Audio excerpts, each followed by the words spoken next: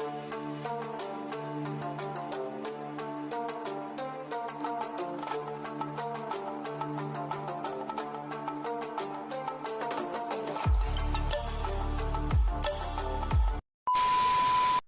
alunos, tudo bem? Professor Vinícius aqui, trazendo mais uma aula para vocês de ciências, tá? Essa aula é referente, então, ao módulo 7, continuação, então, lá do módulo de separação de misturas, tá? Nessa aula a gente vai estar abordando a aula 3 e 4, referente a este módulo, tá? E a gente vai começar, então, essa nossa aula com a correção das atividades da aula anterior. Depois disso, a gente vai dar continuidade, então, aos nossos conteúdos. Vamos lá para a nossa aula.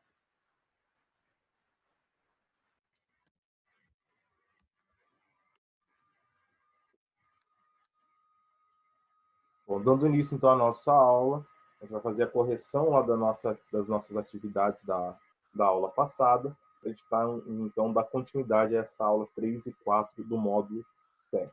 Tá? Então, iniciando lá a atividade 1 da aula passada, sabendo dos processos de separação de misturas, na sua opinião, qual é o melhor método para separar as impurezas da água para o consumo? Tá? Então, aqui na minha opinião, tá? Isso é uma resposta pessoal para cada um, o processo de filtração eu acho mais adequado para fazer a separação das impurezas da água para o consumo. Tá? Aí cada um vai colocar a sua resposta pessoal. Número 2. Cite 2 exemplos de separação que você presencia no seu dia a dia. Tá? Então, qual o tipo de separação que a gente pode presenciar no nosso dia a dia? Então, a gente pode colocar ali, ó, eu presencio, por exemplo, quando eu passo um café para me tomar, né, durante a parte da manhã, quando eu filtro a água, quando eu coloco a água dentro do filtro, tá? Ou quando a gente coa um suco que a gente fez ali no liquidificador. Esses são processos de separação da matéria que a gente está vivenciando durante o nosso dia a dia. Quando a gente faz um chá, tá? Ou quando vai tomar chimarrão, por exemplo, ou tererê, a gente coloca lá a bomba e a bomba já separa para a gente o líquido do que está ali fora, dentro da cuia. Tá? Então, esses são um dos exemplos. Lógico, pode ter outros exemplos em relação a esse exercício. Beleza? Agora vamos então à atividade 3, né? Quais os tipos de separação utilizados na separação de misturas sólidas? Então, a gente vai ter a tamização, que é o processo de peneiração, né? Depois a gente vai ter a catação, que é um processo onde a gente vai separar manualmente esses materiais. Por exemplo, quando a gente está escolhendo o feijão lá, né? Depois a gente vai ter a separação magnética, que utiliza então de ímãs para separar esse material metálico, né, um do outro. A gente também tem a dissolução fracionada, que é um processo um pouquinho mais complexo, que utiliza de um líquido para separar 2 sólidos. Eu dei o exemplo para vocês lá do sal com areia.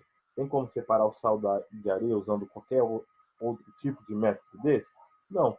Mas existe um método que a gente pode fazer a separação do sal da areia. De que forma? Utilizando a água, tá? A areia ela não é solúvel em água, então o que vai acontecer? Somente o sal é solúvel em água, então o sal ele vai se misturar com a água. Depois eu separo a água da areia e aí com o passar do tempo eu posso deixar ele lá evaporando ou eu posso aquecer essa água até que ela evapore totalmente e fique somente o sal lá no fundo do meu recipiente. Então são essas duas maneiras, são essa maneira, uma forma de a gente separar, por exemplo, a areia do sal, tá? Através de um processo chamado de dissolução fracionada.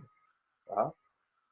Então, a gente vai ter lá a atividade 4, né? Em que locais se pode utilizar a separação magnética? Então, eu no vídeo passado já dei um exemplo para vocês, né? Falando sobre as oficinas mecânicas, ferro velho, ou em casa, por exemplo, quando a gente perde uma agulha lá no chão, não está conseguindo achar, a gente pode usar um ímã para atrair essa agulha e a gente consegue separar. Ou quando a gente perde algum tipo de parafuso ou algo do tipo em um local difícil de ser encontrado, a gente pode passar o ímã naquela região e na onde estava sujo, se tinha sujeira, só vai atrair o quê? Só vai atrair os materiais metálicos para aquele ímã. Tá? Bom, pessoal, então corrigimos a atividade, tá? Qualquer dúvida, deem um pause no vídeo, leiam lá a resposta certinha e passem para o caderno de vocês, tá? Ou pode também voltar ao vídeo também para fazer a correção. Aí fica à disposição de vocês, tá? Então, iniciando então a nossa aula, tá? A gente vai falar um pouquinho sobre separação de misturas homogêneas, tá?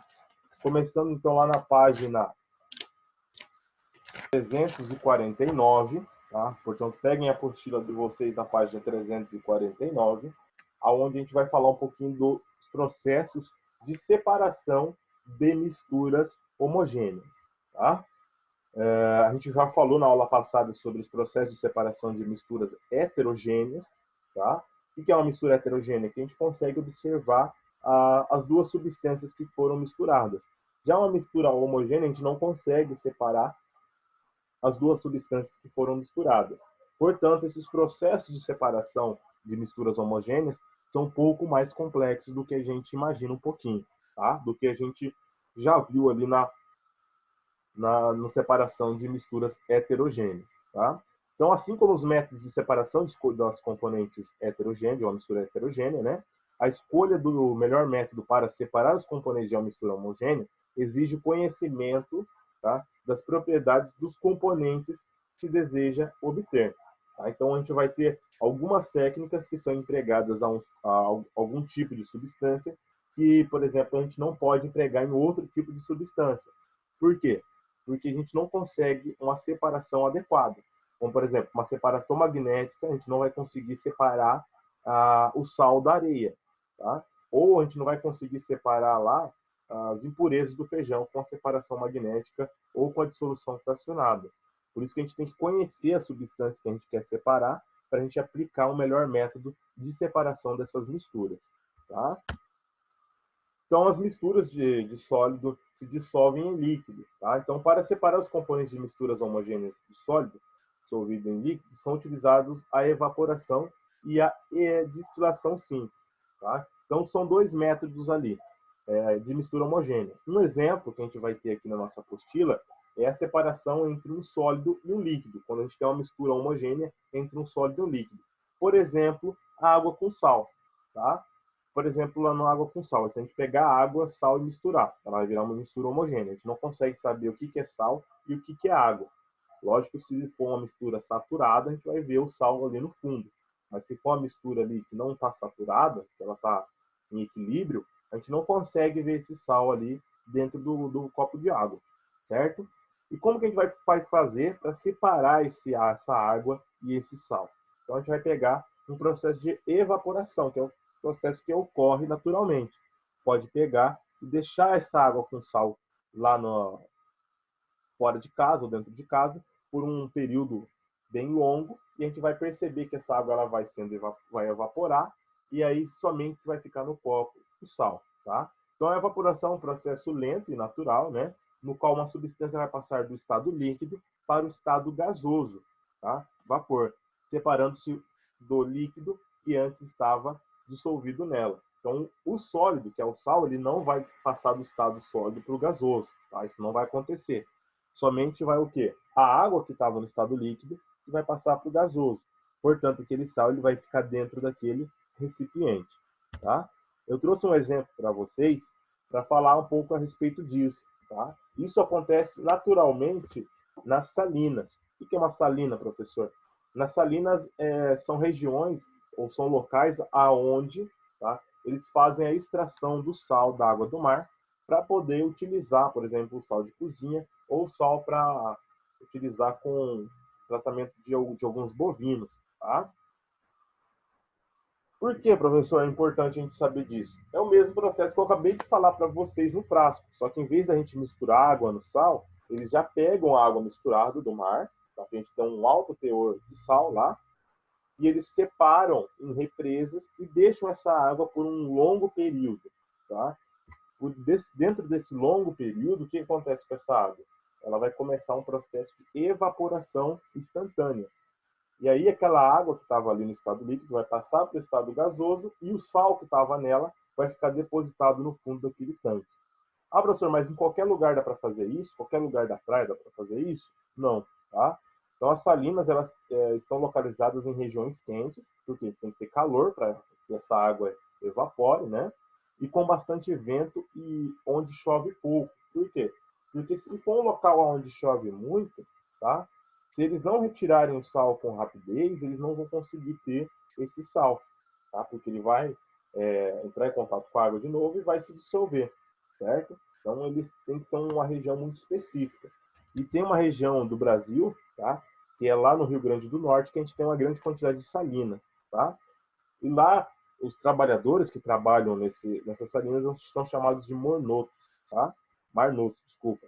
Nome atribuído, então, aos trabalhadores das salinas, que desempenham suas funções em diferentes condições de segurança. Então, a gente vai ter desde pessoas com todos os EPI, tá? E aqui ela não está usando nenhum EPI. O que é um EPI, professor? É um equipamento de proteção individual. Ele deveria estar aqui com a bota, camiseta, com luva, né? Aliás, ele está trabalhando com sal. E sal em contato direto com a nossa pele causa desidratação e queimaduras, tá? Por isso que é importante a gente utilizar esses EPIs contra algum tipo de acidente que pode vir a ser causado em contato direto com o sal, tá? E essas salinas, pessoal, elas produzem grande quantidade de sal, tá? Com exceção lá daquele sal do Himalaia, tá? O sal do Himalaia, ele é um sal que ele já teve um processo de evaporação da água, tá? E ele é extraído de uma região lá do deserto, onde eles ficam em placas, tá? Então não é um sal marítimo, igual o sal que a gente utiliza, o sal comum, tá? Que a gente compra no mercado. O sal do Himalaia, ele é um sal um pouco diferente, ele teve um processo de evaporação diferente do que a gente vê do sal marítimo, tá? Era um lago muito antigo que foi evaporando com o passar do tempo e foi depositando aquele sal no seu fundo do lago, e depois de milhões e milhões de anos, aquele fundo do lago virou um deserto de sal. E aí eles extraem esse sal e vendem como sal do Himalaia. Eu acho que ele tem algumas propriedades diferentes do sal comum, tá? Eu só não sei dizer qual, mas possui uma certa diferença do sal normal. Bom, pessoal, em relação, então, ao processo de evaporação, tá? É um processo de separação de uma substância homogênea, como, por exemplo, um líquido e um sólido, tá? Além do processo de evaporação, a gente também vai ter o processo de destilação simples, tá?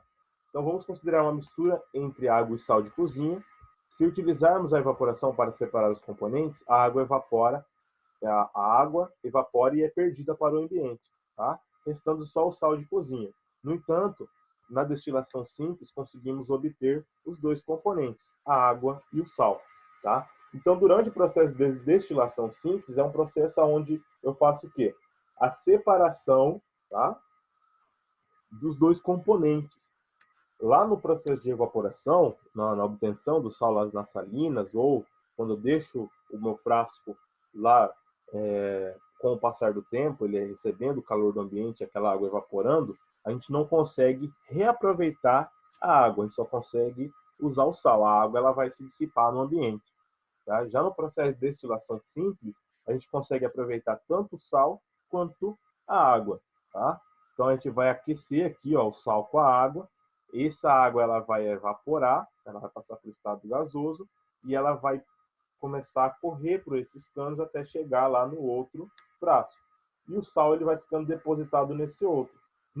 Depois, no final desse processo, toda a água que evaporou ela vai ficar nessa região, nesse outro frasco, tá? E o sal ele vai ficar nesse outro. Portanto, a gente vai ter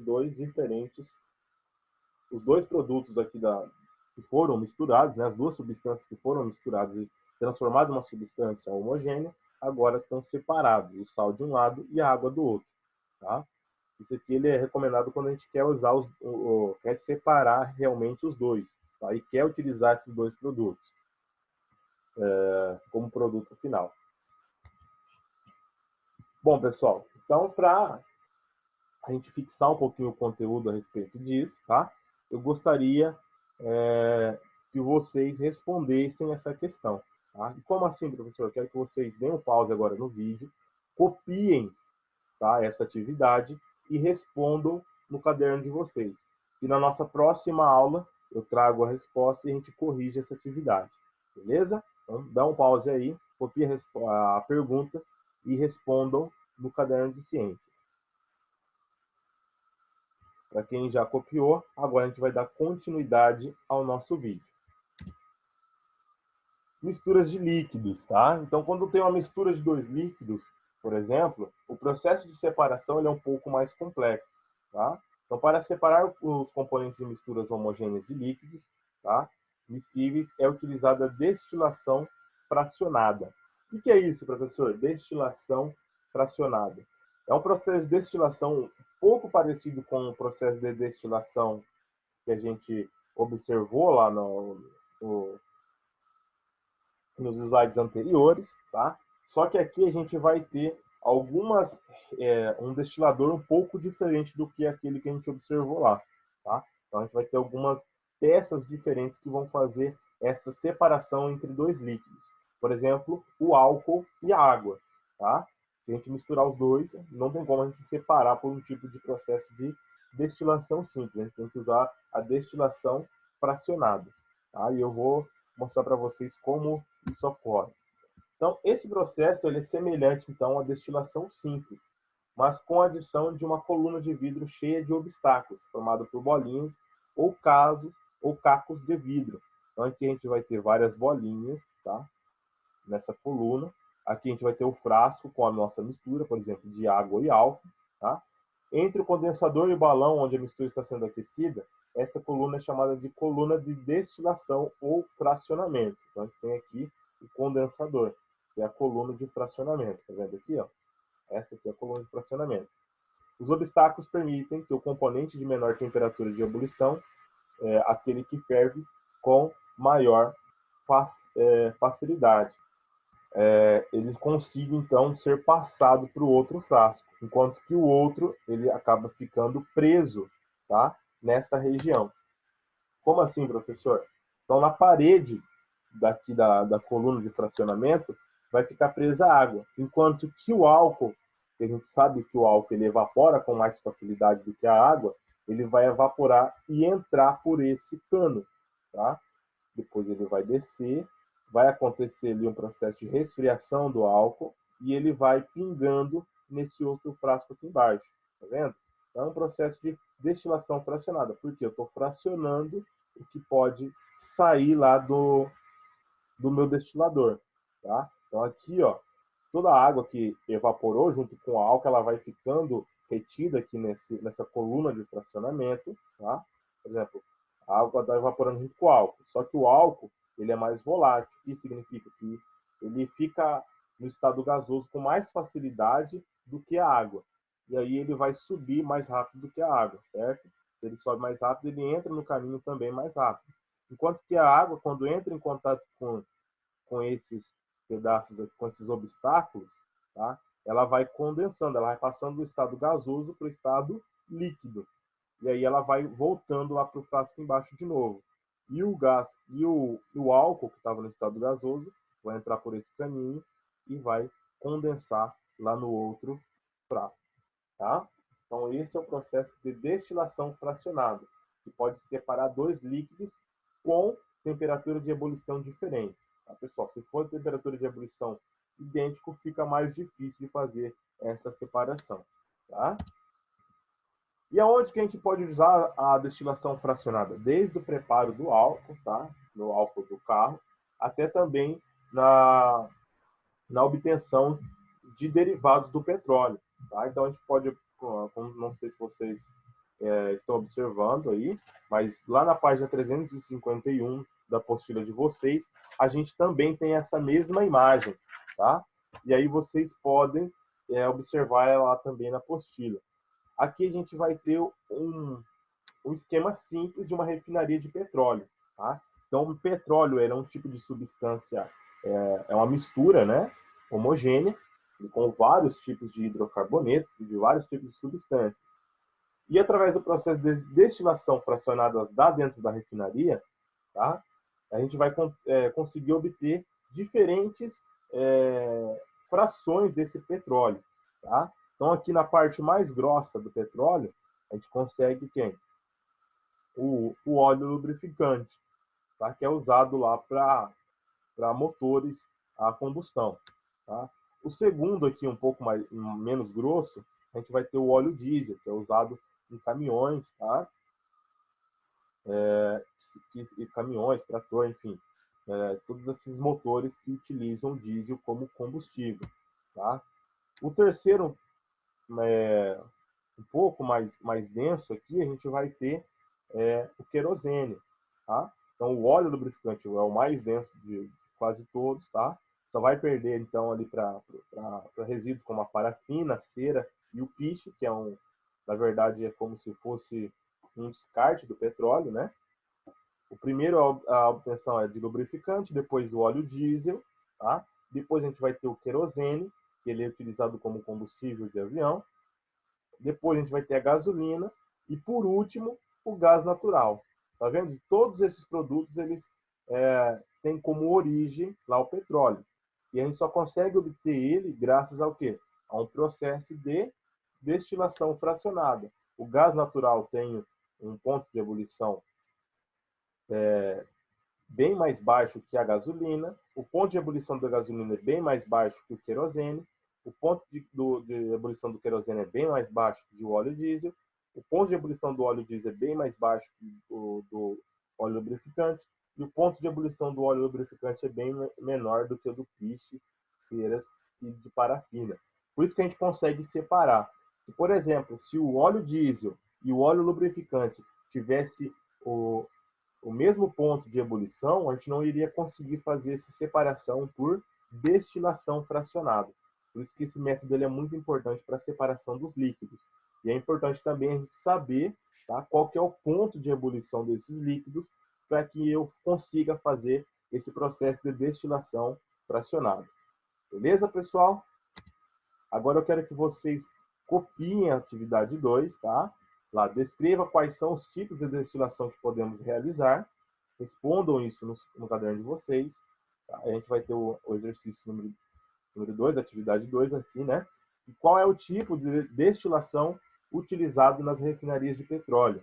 Também quero que vocês copiem essa atividade no caderno de vocês, tá? E respondam no caderno. Deem um pause, tá? Copiem tudo isso e depois deem continuidade. Bom, pessoal, tá? As nossas duas aulas de hoje, referentes, então, ao processo de separação de substâncias homogêneas, seria isso, tá? Na nossa próxima aula, então, eu volto com a correção dessas atividades e a gente vai dar continuidade a esse conteúdo, beleza? Grande abraço para vocês e até a nossa próxima aula.